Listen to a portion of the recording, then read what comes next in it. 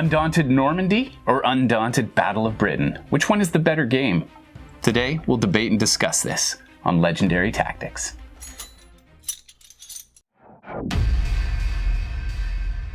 Okay, so we're representing two different games. Yep. You are taking Battle of Britain. I'm taking Normandy, but that doesn't mean we can't point out the downsides of our own games. Yes. So, okay. All right. Very good. So we have 5 different categories we're going to discuss today. We'll look at mechanisms. Yep. We'll check out the themes. We'll look at the components and the aesthetic. We'll also look at comparisons to other games, if that's relevant to the discussion. And finally, we're going to look at an upside downside. We like to give balanced reviews when we assess games. So we'll do that and give you our final thoughts. Yeah. Okay. Perfect. So why don't we begin with mechanisms? Because I mean, the interesting thing is it's a similar mechanism. Yeah. It's from the same series. Yes. But there are some differences. There are. So what are the major differences that you've noticed? If you've played Undaunted Normandy before, there will be some differences with this one. For example, unit facing matters. Yes. Okay. There's also a requirement to move every turn to represent the movement through the air. Every turn that you command, not necessarily. Yes, that's right. Every time you move, every time you are activating a plane, you must move it. You must move it, right? yes. So that's so time is frozen while those units aren't being commanded, essentially. Yes. But the rest of the time, okay. Other than that, I mean, there's a few different things as well.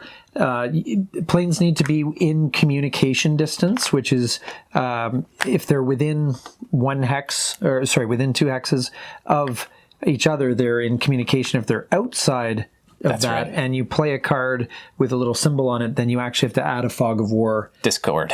Discord. Discord, yeah, Fog of War is this Fog of War is that game. That's right. Discord card into your deck. Now so that can hamper you. In a way, that can be problematic, because if you decide to go all in on one plane unit and just command them repeatedly to try to get some quick kills, I mean, you have to suffer the consequences. So it's a neat mechanic that almost keeps the balance of the game. I like it. I like that mechanic better, but yeah, it's neat because you don't see a lot of games where it simulates that having to communicate actively with your squad mates, essentially. So that is pretty unique. Yeah, and there's few actions which you cannot take without that being in communication. That's right. Yeah, so that's okay. But if we look at the cards, the similar sort of mechanisms here, right? Yeah. With bolstering, moving, maneuvering, it's the same concepts. If you're familiar with the system, it won't take you that long to learn it. That's right. And this game has a lot more movement, I would say. Yes. This game is a lot more static. So if you're someone who really likes to move around the board a lot more, you're going to want to try this one. But if you're someone who likes to establish like your supply lines and lines of communication and that sort of thing, then this one might be. So let's take a look at some of the differences here. Yeah. Now, in your game, in order to win, you have to, the scenarios change, but we're comparing scenario 1 to scenario 1 here. Shoot down 2 of the opponent's planes. Yes. In this one, you need to control a zone. So the essential way of winning the first scenario is a little bit different. And that makes sense. Controlling territory, right? There's no territory to control. You're in the air, so it's about shooting down your But I mean, it's apples or oranges. There's no real difference there, I think, because later on it might be that you have to eliminate 2 scouts, or it might be, that you need to protect a certain area. So we haven't played through the full 12 scenarios. Yes. And they both do have 12 scenarios. Yes. So very cool. But in this game, the major difference is that as you scout, you lay some binoculars down, so you can essentially plan the route for you unlock those territories. That's right. Yes. So without that, you can't just launch your guys in as fodder and have them die off. So that's the major difference in the mechanics. That's the mechanic that I dislike probably the most from Normandy. And that's why you're sitting at that side and not this side. Because as you are moving your scouts through, yes, you get to scout territory and unlock those territories for your other troops.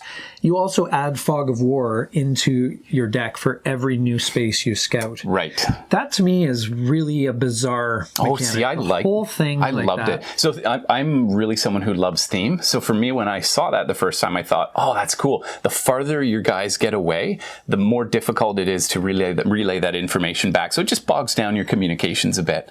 So I thought that was cool. Yeah, I think it's really weird that you can have scouts moving around and they just, they don't move there. So suddenly I'm not able to move into that field. I'm physically not able to enter that space. Right. And it's also adding Fog of War cards to make my hands, as you're gaining more intelligence, you are gaining more Fog of War, which makes you don't want to explore most of the board because that would bog down your It's about efficiency. You really want to get to where you need to get and do it fast. And I think it's so weird. I think the scenario is meant to be played very quickly, so it's not like you're spending 5 hours on this game. That's true. You do a scenario, you play for an hour, and you're done. Yeah. And I would actually like to argue, so I completely was incompetent in scenario 1. I got to a place and I found like, oh my gosh, I didn't scout properly, and now I don't have the cards in hand because my opponent, Gastel, was blasting me and just taking out my guys. And he was smart. He played a really good game. And so at the end, I was like, I can do better, and I want to play it again because I want to improve my tactical play,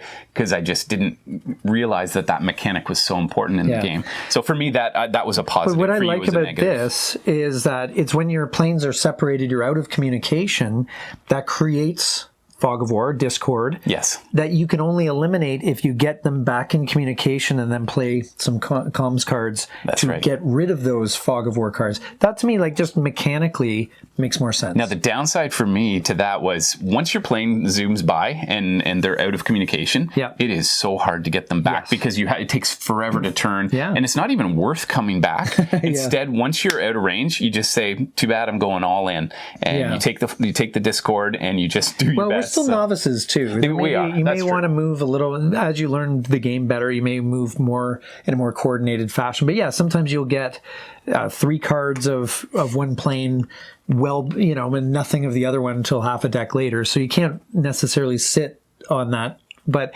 I think just thematically, I think it makes more sense. And I like how you get rid of the fog of war. It just to me, it makes more sense.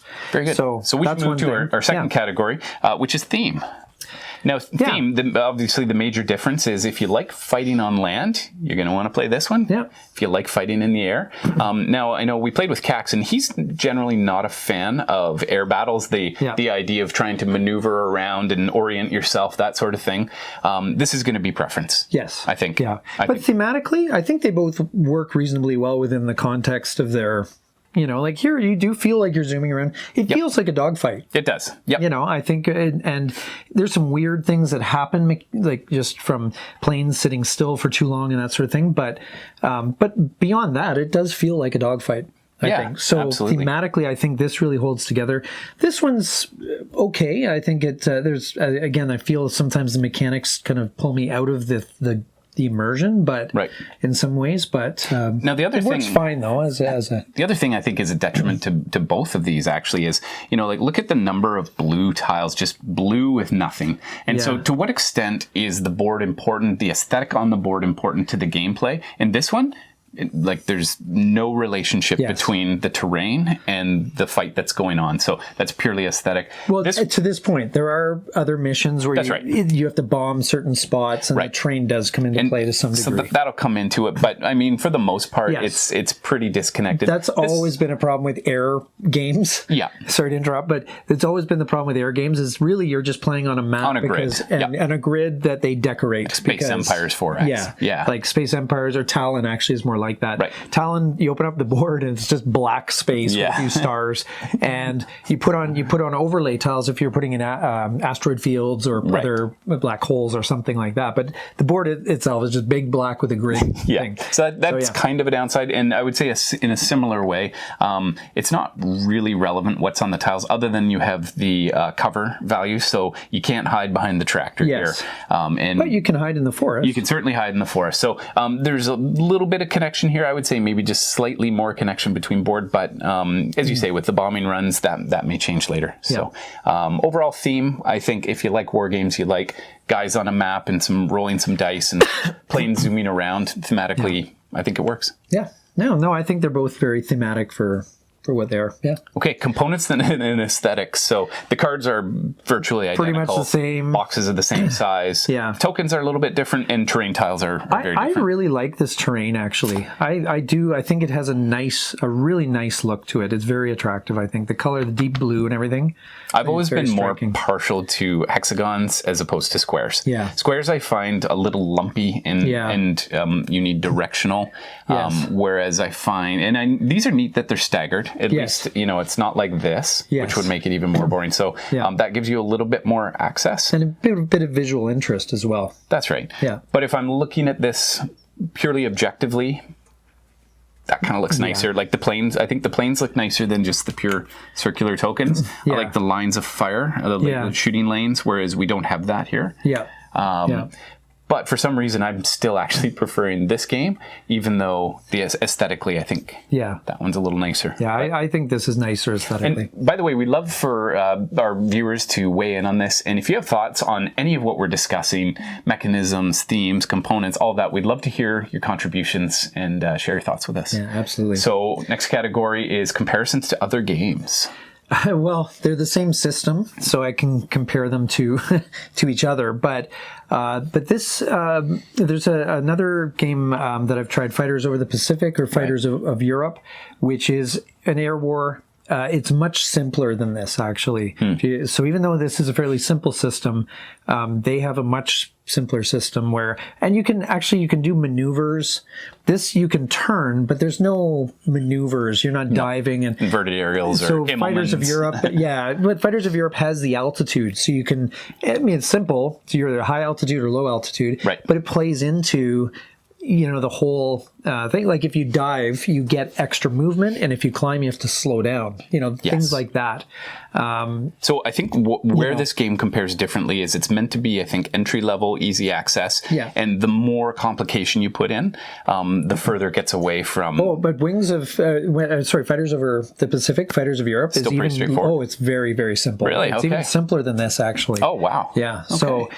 So I mean, they're very similar in feel, I find, in some ways, but do I like one over the other? That's a tough call because they act a little bit differently. But you do get that sense of kind of moving around, trying to circle, trying to get on each other's tail and that sort of thing. That's right. I couldn't help but think of Wings of Glory or Wings of War. I think they rebranded it. It looks a lot nicer with the miniatures, and it's simultaneous play, whereas this is one turn versus the next turn. So so that's a little different. How about this one? Do you see echoes now? The major mechanic that's different, of course, is the deck building. We don't see this populating your deck quite as much. And this is a mechanic that's coming into a lot of new games. I find recently that people seem to love this hybrid blend of two systems. Yes. Yeah, so just adding in So any game that has deck building obviously has similarities, but this game feels so different from Moonrakers, for instance, which is deck building. So, for sure. Yeah, I mean, there's a bit of deck building, but I find like a lot of it is it's minor. It's more minor to the actual onboard play because you're not crafting a deck. You're basically just trying to get all the bolster cards going so you can get all the insurance into your deck that you possibly can. As far as the mechanic, I mean, you can compare it to older games like Squad Leader or Upfront, maybe, or that sort of thing, or maybe newer games that are kind of at that same tactical level of squad versus squad, or individual soldier versus individual soldier. But this is quite, in many cases, simpler than on any of those, and just in terms of the mechanics, you don't have really morale or anything like that. You don't, it's stripped down. Yeah, it's very stripped down. And actually, what I liked about this game is when I played it, I didn't immediately say, "Wow, that's exactly like fill in the blank." Yeah, I felt like it was its own game, and I like that. Yeah, it does. The first time you try it, it definitely feels like a unique system, which is neat. So now we like to offer balanced reviews, so we do like to offer some critiques. We'll keep it to a minimum here. Sure. But what's the downside, we'll say, to either of these games? I know you've had some issues with my game, so let's hear it. Well, as I said, the scouting mechanic and so forth they're just kind of to me they're strange and clunky. A bit clunky to me, because again, why can't I retreat back here if it hasn't been explored by a scout previous to me? And that can last the entire game. It's not like the terrain opens up over time or whatever. But I mean, as a game head to head, I think it's fine. It's fun. It's light, and it does what it's trying to do. So, as I said, it's just like these minor questions about the mechanics, and sometimes it can lead to some frustrating situations, which I've had recently in one of my online games where I wasn't able to control a territory which would have won me the game, and I couldn't draw the card, and just eventually lost the game, and it just felt so frustrating. And it felt like it was the system that locked you up, not your gameplay. No, it was absolutely the system. Okay. Now, a few downsides in this. So I looked at buying this game. I've had it in hand at Gen Con. Thought about buying it. Have thought about buying it again, and I didn't. Borrowed this from a friend. Thanks, Gastel. Appreciate that. But my problem is the cost isn't reflected in the components that I see. Like, you don't get miniatures, and cards are not expensive to make. The board, I find you play it and you knock it, and it just you're going to have that when you have tile creation games. It's the same with this one too. You bump it a little bit, and it just for gamers, it's a little mildly annoying when everything falls apart. So those would be my main downsides: is the cost, just some of the functionality of the game. So I'm not sure you could avoid that. I mean, the cost maybe you could. I think if you want a modular kind of board where you can create a new board for every scenario, you got to put up with something like that. Maybe what you could do though is the traditional solution for that is to cover it in plexiglass. Right. So if you get a sheet of plexiglass, put that over that and play on that, and that'll protect everything and keep it together. So okay. So final thoughts. You're preferring this game still? I still prefer this game. I don't mind Undaunted Normandy. It has I've had some frustrating experiences with it, but I appreciate what it's trying to do. Okay. And for me, I find that I prefer this game, but I think it comes down to whether you like aerial or land combat. And that's why I would veer this way. And I'm actually looking forward to working my way through the campaign. And I think I would prefer to work through this campaign than that one. So that tells me this would be the game for me. Yeah. Okay, great. Well, thanks so much for watching. Again, if you have any comments on either game or both games, please leave them below. Now get out there and get gaming and be legendary.